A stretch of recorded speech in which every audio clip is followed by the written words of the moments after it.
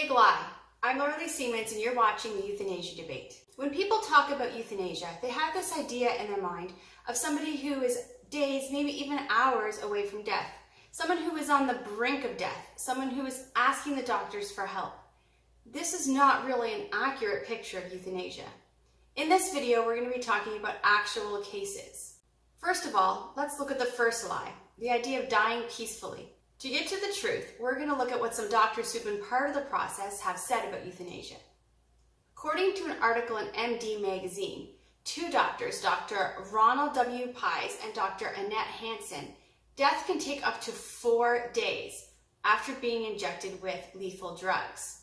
During this time period, patients have been known to wake up from being unconscious.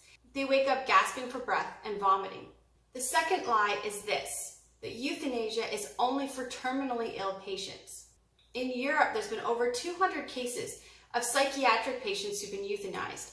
These are patients who with care and treatment could go on to live a perfectly good life. But here in Ontario, let's look at the case of George and Shirley. George and Shirley were in their 90s. They've been married for over 70 years. They decided that they wanted to die and they wanted to die together. So they had a big party. They invited their friends and their family, and then they had a smaller party. They went out to eat with their family and friends. And then the day of their death, they had people over to their home, their close family, and they celebrated their life together. Then Shirley said, "Hey, George, are you ready for this?" Then they went and laid down in bed together, held hands, and then a doctor injected them with poison. The reporter who was covering the case said they received death. They received death. I mean, this sounds like it's straight out of the book, The Giver. This is not a case of terminally ill patients, unless being old makes you terminally ill. The third lie is that only patients who are adults are being euthanized. Between 2016 and 2017 in Belgium, 2,309 people were euthanized. Of those 2,309 people who were killed, 3 of them were children. They were 17, 11, and 9. Why were they killed? One had muscular dystrophy, one had brain tumor, and one had cystic fibrosis. The fourth lie is that euthanasia is only for patients who are requesting it, that it's the patients who are going to the doctor and asking for euthanasia. In Amsterdam, we have a woman who was diagnosed with Alzheimer's. So when she was first diagnosed with Alzheimer's, she said that once her mind was gone, she wanted to be euthanized. But then every time someone talked to her about euthanasia, she always said, "No, I'm not ready for it."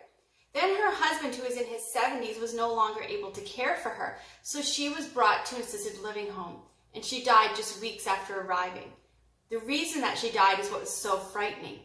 The doctor in charge of her care saw that she was frightened and confused in the home. This, of course, is normal for people when they first transition into an assisted care living center. It takes a while for them to adjust to the new surroundings. However, the doctor saw in her file that she had said once her mind was gone, she wanted to be euthanized. So the doctor decided she needed to be killed. So he drugged her coffee so that she would be calm for the killing.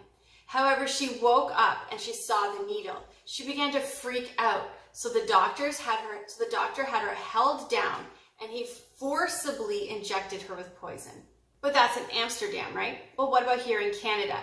Here in Canada, we have the story of Sheila. Sheila is the mother of Candace, and Candace is a 25-year-old with cerebral palsy.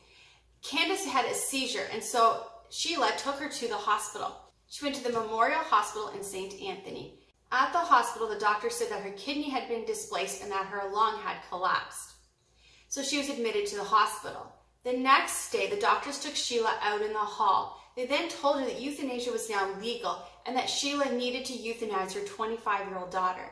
Sheila was completely shocked. Candace had never mentioned death or suicide or wanting to end her life, ever. Sheila said, "No, absolutely not." The doctors then told Sheila she was being selfish and that if she really cared and really loved her daughter Candace, she would not want her to suffer. She would end her life. Thankfully, Candace is still alive. It's 2 years later, and she's living happily and peacefully with her life. But she cries when she thinks about the time she went to the hospital. She went to the hospital because she was having seizures, and she wanted the doctors to help her live. And instead, the doctors offered her death. There's also the case of 42-year-old Roger. Roger lives in London, Ontario. Roger has an incurable brain disease, which makes it almost impossible for him to use his arms and his legs. He's been living for 2 years at the London Health Science Centre. Roger says that the hospital is not giving him the correct care, and that instead they're just waiting for him to agree to be euthanized. 2 times, Roger secretly recorded doctors coming and talking to him. In one case, they were telling him they were going to kick him out of the hospital.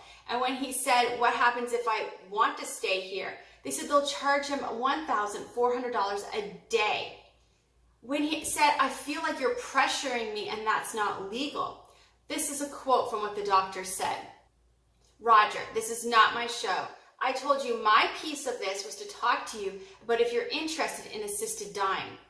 This is not the only recording.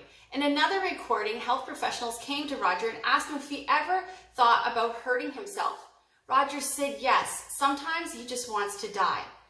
The healthcare person immediately said, "Hey, we can help you with that. Euthanasia is now legal." Roger said, "Wait, are you forcing me to kill myself?" The health professional said, No, we just want to make sure you know when you're ready, we're here for you." According to a professor at the British Columbia School of Social Work, Roger's case is very concerning because it seems clear that it's the health professionals, not Roger, that have decided that euthanasia is the best case for him. Many people with disabilities have this fear that the healthcare professionals who are supposed to be helping them are going to find that euthanasia is a cheaper option than providing good community service for them. In our socialized medical system, this of course is a legitimate fear. Here's a quote from the CBC. "New research suggests medical assisted dying could result in substantial savings across Canada's healthcare system. Doctor-assisted death could reduce annual healthcare spending across the country by between $34.7 million and $136.8 million. This according to a report published in the Canadian Medical Association Journal. So the story that we're being told, that euthanasia is simply helping people in their final hours or days of life, that these are people who are requesting that the doctors help them. This is simply not accurate. What is true is that euthanasia is a cost saving for our healthcare system. Euthanasia is not only for people who are terminally ill, and euthanasia is being pressured on people, pressured for people to terminate themselves and to terminate their loved ones. If you're hearing these stories and you're thinking, yeah, I believe those are all legitimate euthanasia cases, then congratulations, you're part of the culture of death. But if you're listening to these stories and you think, I feel like I have some concerns, then good. Maybe it's time for us to rethink what we think about euthanasia and realize that maybe we're being told a lie. You can check out the rest of my videos in this series, The Euthanasia Debate, for more information.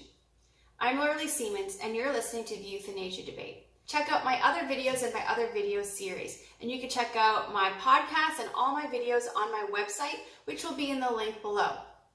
Also, if you're looking for a speaker to come and talk to your group about life and about issues of life, you can contact me through my website.